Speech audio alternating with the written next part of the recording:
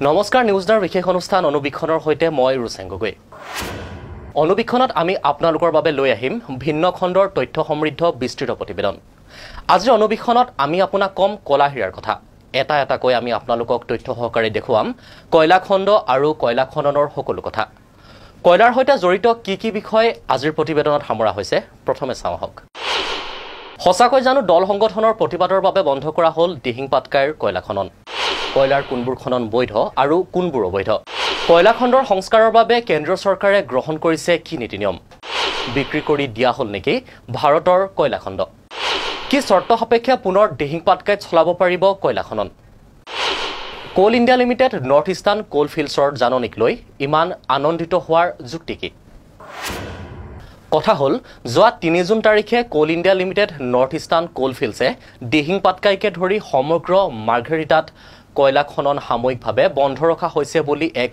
বিশেষ জাননী জাৰি কৰিলে ইয়াৰ পাছতে দুটা পক্ষৰ পৰা দুই ধৰণৰ প্ৰতিক্ৰিয়া সৃষ্টি হৈছে প্ৰথমটো প্ৰতিক্ৰিয়া আহিছে দল সংগঠনসমূহৰ ফালৰ পৰা তেওঁলোকৰ দাবী কয়লা খননৰ বিৰুদ্ধে হোৱা প্ৰতিবাদৰ ওচৰত হেওমানিয়েই কয়লা খনন বন্ধ ৰাখিবলৈ বাধ্য হ'ল কোল ইণ্ডিয়া লিমিটেড নৰ্থ ইষ্টাৰ্ণ কোল ফিল্ডছে একে সময়তে কয়লা খননৰ লগত যিসকল লোক জড়িত আছে তেওঁলোকেও প্ৰতিবাদ কৰিছে তেওঁলোকৰ দাবী নৰ্থ ইষ্টাৰ্ণ কোল ফিল্ডছ বন্ধ হৈ গ'লে বহু লোক নিয়োগহীন হৈ পৰিব আজিও ইয়াৰ বিৰুদ্ধে তিনিচুকীয়াত হাইবস্ত হৈছে প্ৰতিবাদ কিন্তু বাস্তৱ সত্যটো হ'ল মাৰ্ঘেৰিটাত কয়লা খনন বন্ধ নহয় লগতে এই কথাও জনাও যে দল সংগঠনৰ প্ৰতিবাদৰ বাবেও বন্ধ কৰা হোৱা নাই কয়লা খনন তেতিয়াহ'লে প্ৰকৃত সত্য কি কথাখিনি বুজিবলৈ হ'লে আমি যাব লাগিব ভাৰতৰ কয়লা খণ্ডৰ গভীৰতালৈ এটাকৈ জানিব লাগিব কয়লা খণ্ড আৰু কয়লা খননৰ বাবে থকা সকলো কথা হেহে আজিৰ আমাৰ এই বিশেষ প্ৰতিবেদন হৈছে কেৱল কয়লাক লৈ সমগ্ৰ বিশ্বৰ ভিতৰতে কয়লাৰ ক্ষেত্ৰত চতুৰ্থ স্থানত আছে Bharat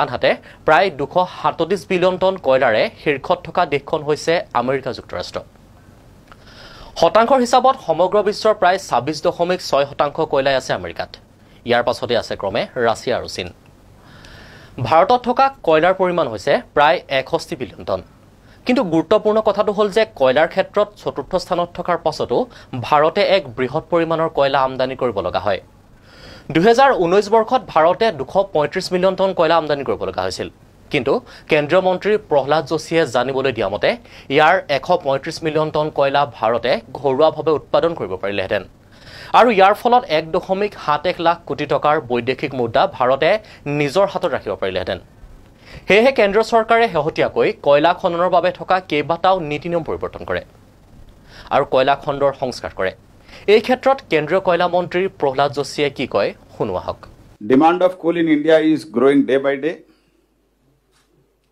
Though we are the fourth largest resource in the world. Last year we have imported 235 million tons of the coal, out of which say you can 100 million ton is non-substitutable, but still about 135 million ton which was substitutable has been imported. The total cost of that is 1,71,000 crores. It has costed to the exchequer.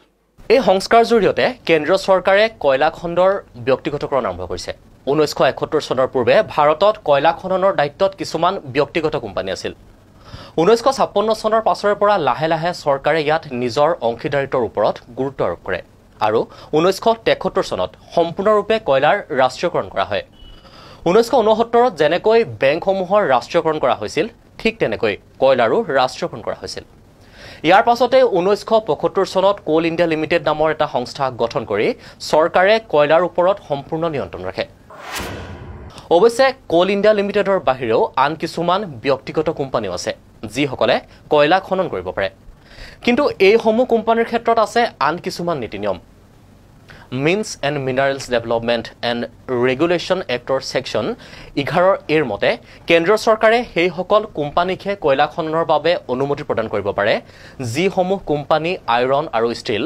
শক্তি উৎপাদন আৰু কোল ৱাশ্বিং সেক্টৰৰ লগত জড়িত হৈ থাকে লগতে এই কোম্পানীসমূহে খনন কৰি উলোৱা কয়লাসমূহ তেওঁলোকৰ নিজৰ কোম্পানীতহে ব্যৱহাৰ কৰিব পাৰে উৎপাদিত কয়লা আন কোনো তৃতীয় পক্ষক বিক্ৰী কৰিব নোৱাৰে ইয়াৰ বাবে কোল ইণ্ডিয়া লিমিটেডৰ বাহিৰে আন কোম্পানীসমূহে কয়লা খননৰ বাবে অনুমতি লাভৰ ক্ষেত্ৰত যথেষ্ট অসুবিধাৰ সন্মুখীন হ'ব লগা হৈ আহিছে।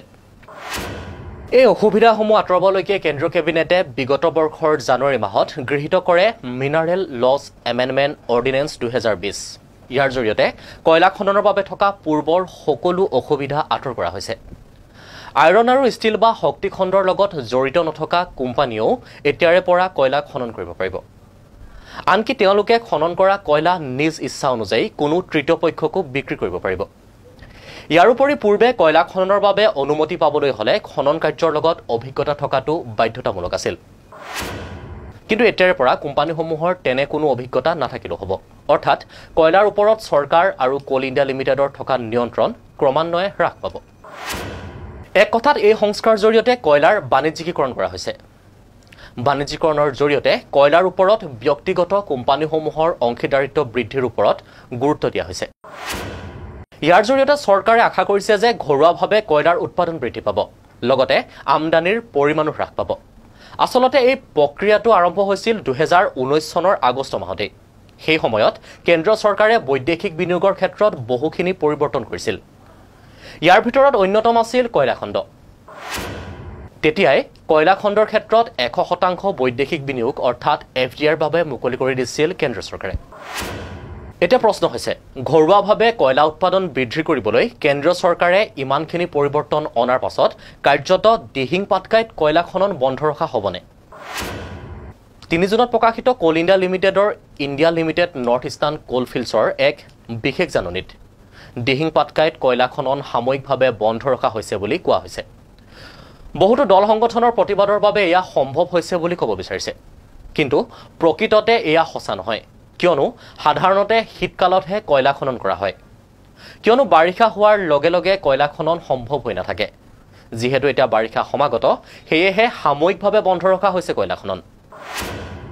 সেয়ে 3 জুনত প্ৰকাশিত নৰ্থ ইষ্টাৰ্ণ কোল ফিল্ডছৰ জাননীক লৈ বৰ বেছি আনন্দিত নোহোৱাটোৱে ভাল, অথবা কয়লা ক্ষেত্ৰ বন্ধ হৈ যাব বুলি চিন্তিত হোৱাৰো কোনো দৰকাৰ নাই। এই ক্ষেত্ৰত আমি জানিব বিচাৰিছিলোঁ নৰ্থ ইষ্টাৰ্ণ কোল ফিল্ডৰ বিষয়ববীয়াৰ ফালৰ পৰাও। তেওঁলোকে কি কয় শুনো আহক। আমি গুৱাহাটী অফিচত থাকোঁ, গতিকে ডিটেইলছ মেছেজ আমাক তেনেকৈ মেছেজ আকাৰটো আমাৰ ডিপাৰ্টমেণ্টে তেনেকৈ নিদিয়ে কাকো। কিন্তু পেপাৰ যি দেখিছোঁ, পেপাৰটো বন্ধ হ'ব বুলি আমি ডাইৰেক্ট শুনা নাই। লিখিত আমাৰ ওচৰত একো অহা নাই, কিন্তু নাই কোনো ধৰণৰ লিখিত আমাৰ একো ধৰণৰ অফিচত একো মেছেজ অহা নাই এতিয়ালৈকে। কিন্তু পেপাৰ পত্ৰ যি দেখিছোঁ, মানে আমাৰ কিছুমান পাৰ্মিশ্যনত অলপমান প্ৰচিডিউৰ কিছুমান বাকী আছে। সেই প্ৰচিডিউৰখিনি হৈ গ'লে আমাৰ পাৰ্মিশ্যন পাম। সেইটো অপপ্ৰচাৰে, কাৰণ বন্ধ হ'ব বুলিতো আমি কেতিয়াও কোৱা নাই। আমাক ফৰ্মেলিটিজ কিছুমান কৰিব দিছে। ফৰ্মেলিটিজ আমাৰ ফৰেষ্টৰ ক্লিয়াৰেঞ্চ লাগে, কিবা কিবি বহুত ক্লিয়াৰেঞ্চ লাগে। সেই ক্লিয়াৰেঞ্চখিনি হোৱাৰ পিছত আমি কিছুমান বস্তু ফুলফিল কৰিব লাগে। সেইখিনি কৰিলে আমাৰ পাৰ্মিশ্যনটো আহি যাব। আৰু পাৰ্মিশ্যন আহিলে আকৌ আমি কয়লা প্ৰডাকশ্যন কৰিব পাৰিম। নহয়, আমাৰ বন্ধ থাকে বুলি ডাইৰেক্ট ক'ব নোৱাৰে। বাৰিষা কি হয়, বৰষুণৰ কাৰণে বন্ধ থকাৰ কাৰণটো এইটোৱে যে বাৰিষা বৰষুণৰ কাৰণে আমাৰ প্ৰডাকশ্যন কৰাত ডিষ্টাৰ্ব হয়। কাৰণ বৰষুণ দি থাকিলে কয়লা খান্দিব গ'লে কয়লা কোৱালিটি নষ্ট হয়। গতিকে বাৰিষা সময় বুজি বুজি আমি প্ৰডাকশ্যনটো হয়। খৰালি ফুল চুমত হয়, বাৰিষা অলপ কম হয়। বন্ধ হিচাপে নাথাকে আমাৰ, মানে ধৰক এইটো ছিজন নহয়। ছিজন হিচাপে ছিজন বুলি ক'লে আমাৰ ছিজন নহয় এইটো। অৱশ্যে শেহতীয়াকৈ গুৱাহাটী উচ্চ ন্যায়ালয়েও নিজাববীয়াকৈ দিহিং পাটকাইৰ কয়লা খননক লৈ চুও মটো কেছৰ জাননী প্ৰেৰণ কৰিছে। এই জাননী প্ৰেৰণ কৰা হৈছে ক্ৰমে কেন্দ্ৰীয় চৰকাৰ, অসম চৰকাৰ, Assam police, Coal India Limited, NBWL's mines and mineral department of Assam, Assam চৰকাৰৰ গৃহ বিভাগ আৰু অন্যান্যসকললৈ। অহা 20 জুন তাৰিখে এই সন্দৰ্ভত ন্যায়ালয়ে গ্ৰহণ কৰিব শুনানি। আনহাতে 2003 চনৰ পৰাই বিগত 16 বছৰ ধৰি দিহিং পাটকাইত চলি আছে অবৈধ কয়লাৰ খনন। অবৈধ এই কাৰণেই যে কয়লা খননৰ বাবে কোল ইণ্ডিয়া লিমিটেডে অসম চৰকাৰৰ পৰা লোৱা অনুমতিৰ ম্যাদ 2003 চনতে উকলি গৈছিল। কিন্তু অনুমতি অবিহনে কোল ইণ্ডিয়া লিমিটেডে বিগত 16 বছৰ ধৰি চলাই আহিছে কয়লা খনন, যাৰ বাবে এতিয়া নেশ্যনেল বোৰ্ড ফৰ ৱাইল্ড লাইফে কোল ইণ্ডিয়া লিমিটেডক বান্ধি দিছে 28টাকৈ বিশেষ চৰ্ত। এই চৰ্তসমূহ পূৰ কৰিব পাৰিলেহে পুনৰ কয়লা খনন চলাব পৰা যাব। এই চৰ্তসমূহৰ ভিতৰত আছে কোল ইণ্ডিয়া লিমিটেডে অসম চৰকাৰৰ বন বিভাগক 43.25 কোটি টকাৰ জৰিমনা ভৰিব লাগিব। এই 28টা চৰ্ত পূৰ কৰাৰ পাছত পুনৰ দিহিং পাটকাইত কয়লা খনন আৰম্ভ হ'ব।